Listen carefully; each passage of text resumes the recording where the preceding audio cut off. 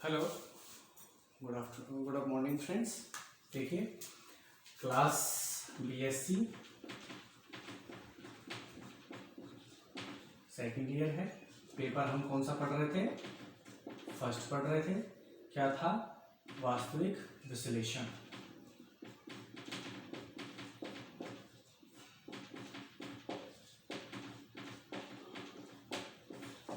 आपकी क्लास कौन सी है? ये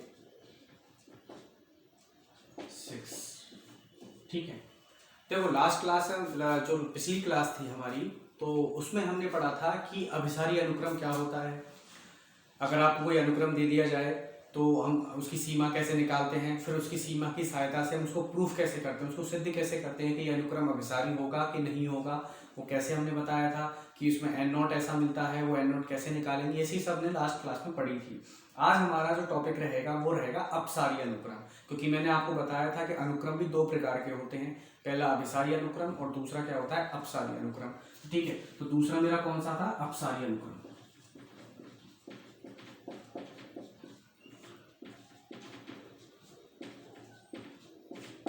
अपसारी अनुक्रम। पहले तो इसकी परिभाषा की बात करें। परिभाषा क्या होती है? ऐसे अनुक्रम जो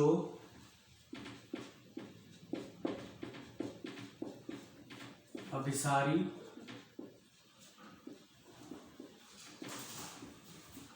अनुक्रम नहीं होते उन्हें अपसारी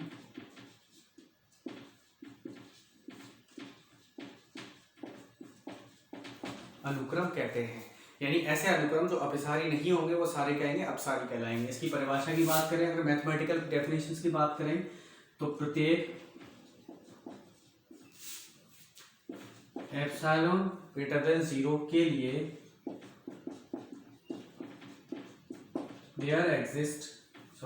के लिए डज नॉट एग्जिस्ट। देखो, देयर एग्जिस्ट क्या होता है? यानी विद्यमान है का उल्टा ही, और काट दिया मैंने, यानी विद्यमान नहीं है। यानी प्रत्येक एप्सिलॉन ग्रेटर देन के लिए there not exist and not belongs to H such that mod xn minus L less than epsilon. ये परिभाषा थी हमारे पास। यानी अपसारी अनुक्रम वो कहलाएंगे कि हमें कोई भी ऐसा एन नोट नहीं मिलेगा जिसके लिए ये क्या करेगी? कंडीशन सेटिस्फाई करेगी। ठीक है, ऐसा कोई भी एन नोट हम नहीं निकाल सकते कि जिसके लिए हमारे पास कोई कंडीशन सेटिस्फाई हो। अब उदाहरण की बात करते हैं। उदाहरण कैसे होगा? देखो, जैसे मैंने ले लिया Sn, आपको सीक्वेंस दे रखा है 2 की पावर n। ये आपको सीक्वेंस दे रखा है। इस सीक्वेंस की अगर सीमा निकालूं, मैंने आपको बताया सीमा निकालना, limit n tends to infinity Sn बराबर limit n tends to infinity 2 की पावर n, यानी 2 की पावर इन्फिनिटी। 2 की पावर इन्फिनिटी क्या होता है? इन्फिनिटी होता है। एक परिभाषा ये भी हो सकती है कि जिनकी सीमा, जिन अनुक्रम की सीमा कोई अनंत आ रही होगी, तो वो सारे अनुक्रम क्या कहलाएंगे? हमारे पास अपसारी अनुक्रम कहलाएंगे। अब यहाँ पे देखो, सीमा क्या आ गई हमारे पास? अनंत आ गई। अब परिभाषा का इस्तेमाल करें तो xn क्या है हमारे पास?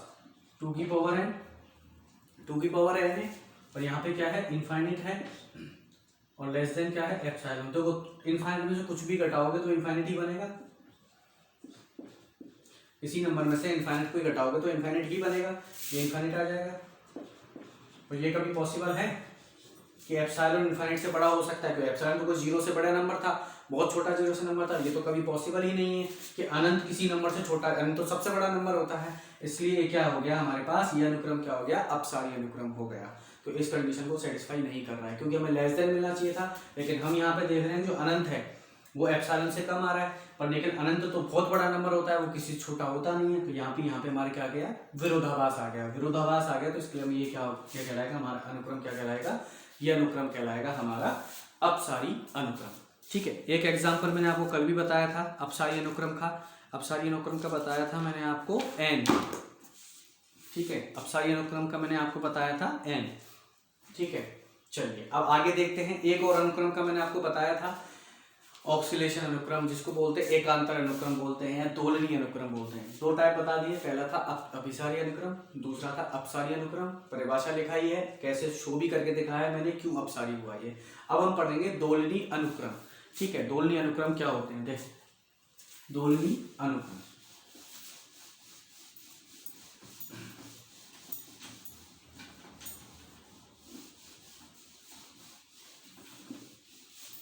तीसरा है हमारे पास दोलनीय अनुक्रम।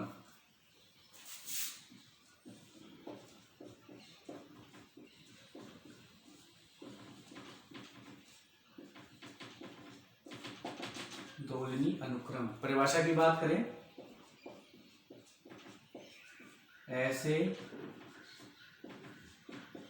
अनुक्रम जो ना तो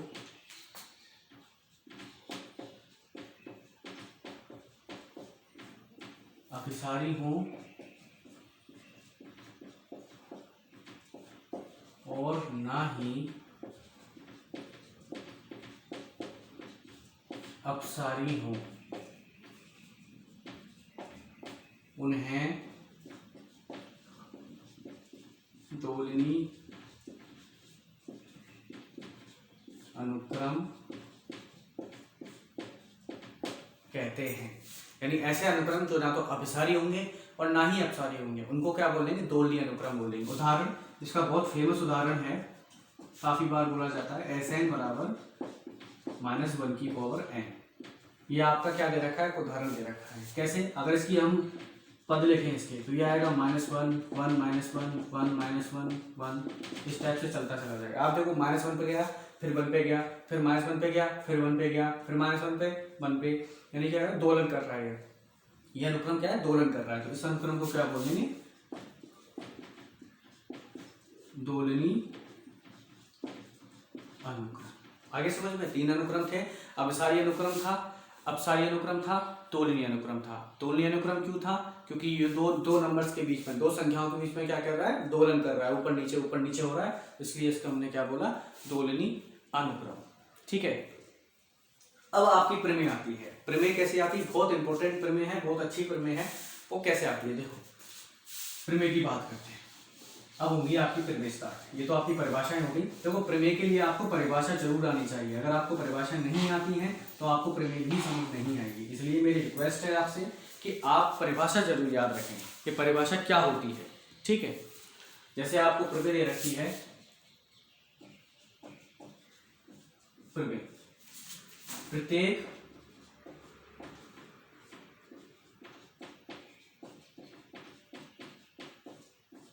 अभिसारी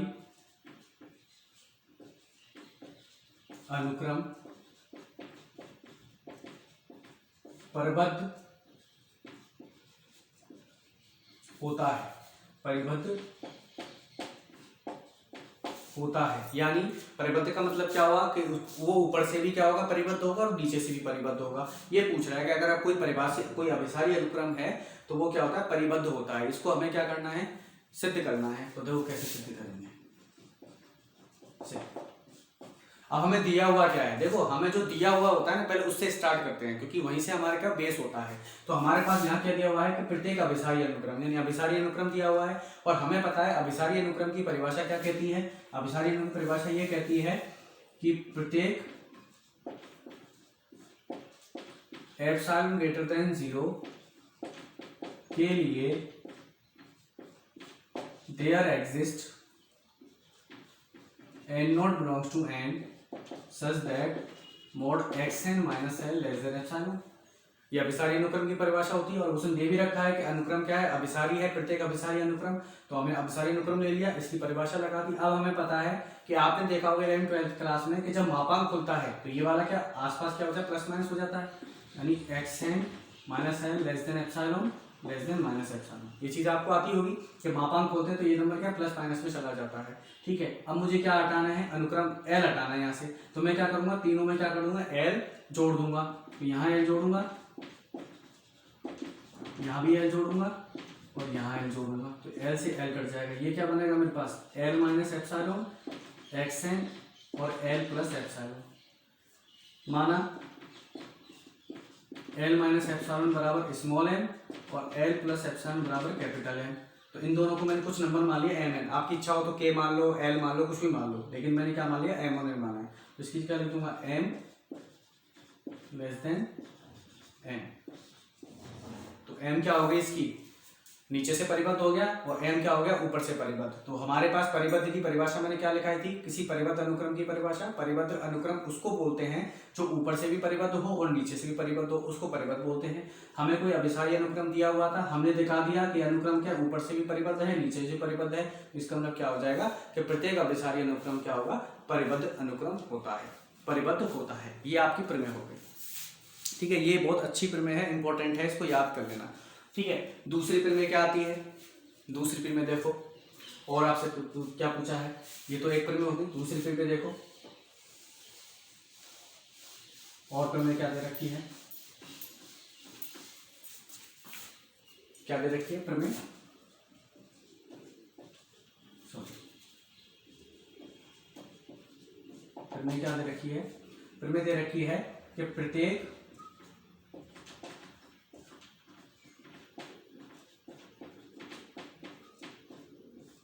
अभिसारी अनुक्रम की सीमा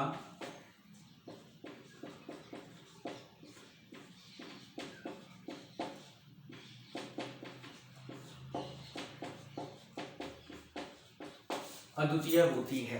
यानी ये कह रहा है कि प्रत्येक अभिसारी अनुक्रम की सीमा क्या होती है, अद्वितीय होती है, यानी एक से ज्यादा सीमा उसकी नहीं हो सकती, एक ही सीमा होगी, ठीक है। अब इसको सिद्ध कैसे करेंगे, देखो जब हम किसी प्रमेय को सिद्ध करते हैं ना तो उसके बहुत सारे तरीके होते हैं उसको सिद्ध करने के। या तो आप सीधे चले जाओ, जैसे मैंने इससे पहले वाली क्या की थी प्रमेय सिद्ध करी थी, सीधे टाइप से कर दी। लेकिन कई प्रमेय क्या होती हैं वो सीधे प्रूफ नहीं होती, उनमें क्या होता है हमें उल्टा मानना होता है। इसका जस्ट जैसे जो अब आपको कथन दे रखा है उसका उल्टा मान के चलेंगे, फिर हम दिखाएंगे कि जो हम मान के चले वो गलत है, तो हम कह देंगे ये प्रमेय सिद्ध हो गई, ठीक है। ये प्रमेय सिद्ध करने का तरीका होता है कि कई प्रमेय तो डायरेक्ट हो जाती है, जैसे पिछले वाली प्रमेय थी, लेकिन ये प्रमेय क्या डायरेक्ट नहीं हो सकती, तो इसका क्या उल्टा मान के चलेंगे। और जब हम कोई चीज मान के चलते हैं तो उसको हमें दिखाना भी होता है कि सही माना है कि गलत माना है। तो हम जब इसको मान के चलेंगे, देखना क्या मान के चलूंगा मैं, जो मानूंगा ना उसको नीचे आके मैं दिखा दूंगा कि ये जो मैं मान के चला था वो गलत मान के चला था, इसलिए हमारा कथन सही है कि प्रत्येक अभिसारी अनुक्रम की सीमा अद्वितीय होती है। कैसे, देखो, माना दिया हुआ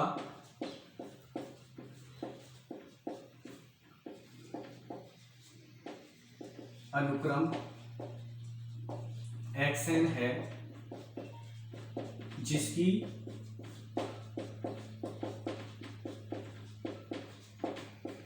दो सीमाएं हैं L1 तथा L2। मैं उल्टा मान के चला, बोला अद्वितीय है, एक ही हो सकती है, मैं मान के दो है, मैंने मान के चला किसी अनुक्रम की अभिसारी अनुक्रम की xn अभिसारी अनुक्रम माना मैंने, और जिसकी दो सीमाएं L1 और L2 आ रही। अब जो चीज मैंने मानी है इसको मैं क्या दिखाऊंगा, नीचे गलत बताऊंगा कि क्यों ये चीज मानी वो गलत कैसे है, ठीक है। अब हमें पता है कि अगर अनुक्रम अभिसारी है तो परिभाषा क्या होती है, प्रत्येक एप्सिलॉन ग्रेटर देन 0 के लिए there exist n not belongs to n such that mod xn minus l less than epsilon. ये परिभाषा कहती है। तो पहले हम L1, अगर सीमा L1 है, यदि 4 और एक और होती है n greater than equal to n naught, ये कंप्लीट डेफिनेशन ये होती है, ठीक। n नॉट है ना, n greater than equal to n naught. यदि सीमा L1 है तब, अगर सीमा L1 है तो xn माइनस L1 एप्सिलॉन 4 और n1 greater than equal to n naught, ठीक है। एप्सिलॉन बाई 2 लिख लो यहाँ पे। अब एप्सिलॉन बाई 2 क्यों लिखा है वो आपको नीचे समझ में आ जाएगा, मैंने एप्सिलॉन बाई 2 क्यों लिखा है, ठीक है। मैंने यहाँ पे n1 ले लिया क्योंकि दो सीमाएं थी तो दो ही n निकलेंगे हमारे पास। n1 ले लिया मैंने L1 के लिए, और L2 के लिए क्या ले लूंगा, n2 ले लूंगा। फिर यदि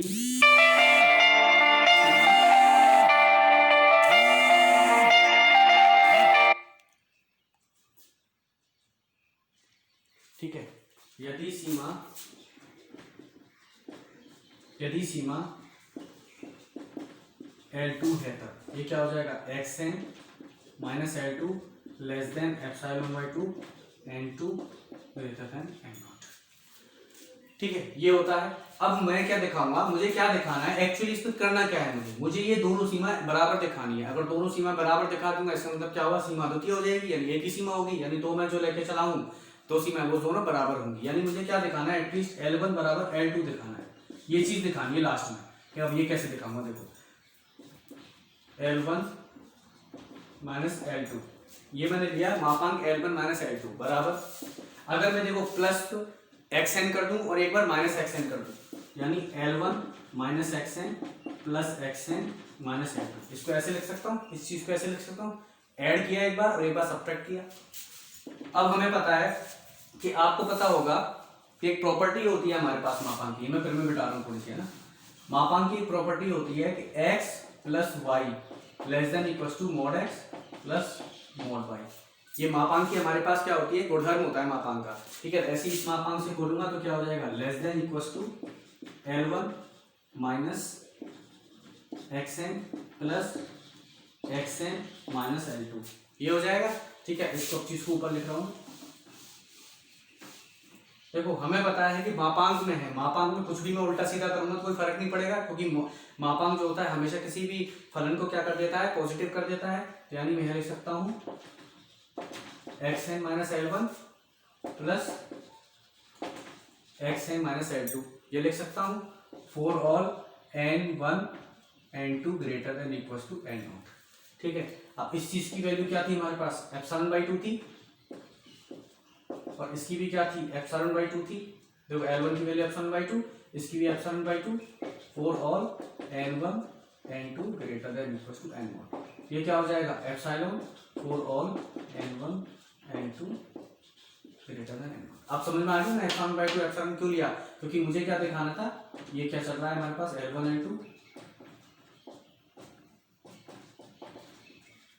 ठीक है।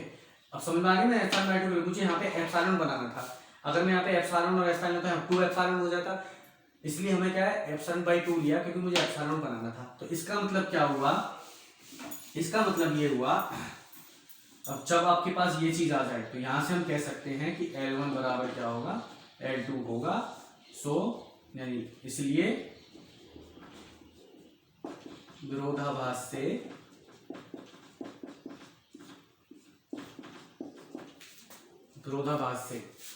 किसी भी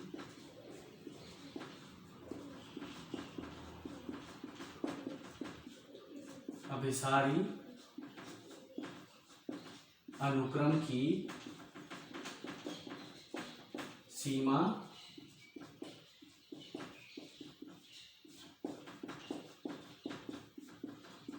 अद्वितीय होती है, ठीक है। क्यों, मैं L1 L2 क्या लेके चला था, दोनों अलग अलग लेके चला था। अब मैंने बाद में क्या दिखा दिया, L1 बराबर L2 दिखा दिया, इसका मतलब विरोधाभास आ गया, यानी जो मैं लेके चला वो गलत लेके चला था। इससे हम कह सकते हैं किसी भी अभिसारी अनुक्रम की सीमा क्या होती है, अद्वितीय होती है। ये बहुत अच्छा प्रूफ है, ये काफी बार आया हुआ भी है, ठीक है। अब इसको देखो पेपर में पूछा कैसे जाएगा, आपको ऐसे नहीं पूछेगा कि आपको एक प्रमेय दे दी और फिर दूसरी प्रमेय होती, आपको कैसे दिया जाएगा कि इन दोनों प्रमेयों को मिला देगा। कैसे, मैं वो लिख रहा हूँ प्रमेय, सिद्ध आप कर लेना, सिद्ध कुछ नहीं करना है, दोनों को लिखना है उसमें बस। अब आपसे पेपर में किस टाइप से पूछी जाएगी, दोनों प्रमेय मिला के, देखो प्रमेय कैसे पूछी जाएगी पेपर में। प्रत्येक सिद्ध कीजिए, यह पूछेगा सिद्ध कीजिए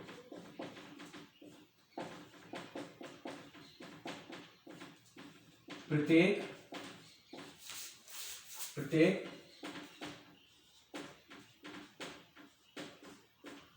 अभिसारी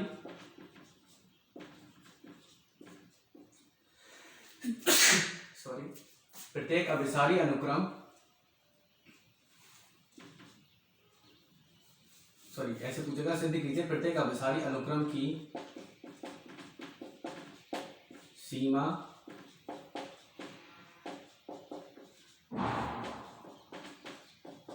अद्वितीय होती है तथा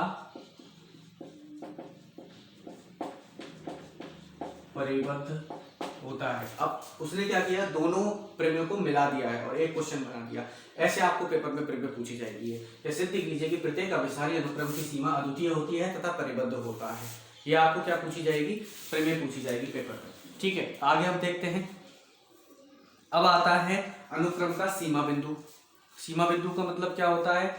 सीमा बिंदु का मतलब होता है कि वो कहाँ से कहाँ तक जा रहा है, कहाँ से कहाँ तक जा रहा है, यानी मिनिमम क्या है और उसका मैक्सिमम क्या है, यानी उसका सबसे छोटा बिंदु क्या है और सबसे बड़ा बिंदु क्या होगा, उसको बोलते हैं सीमा बिंदु। ठीक है, तो लिखते हैं हम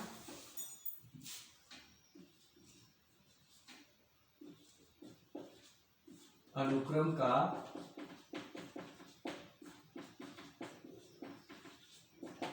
सीमा बिंदु।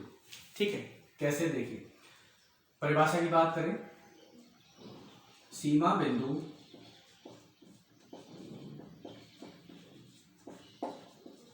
वह बिंदु होता है, वह बिंदु होता है जहां अनुक्रम के पद समाप्त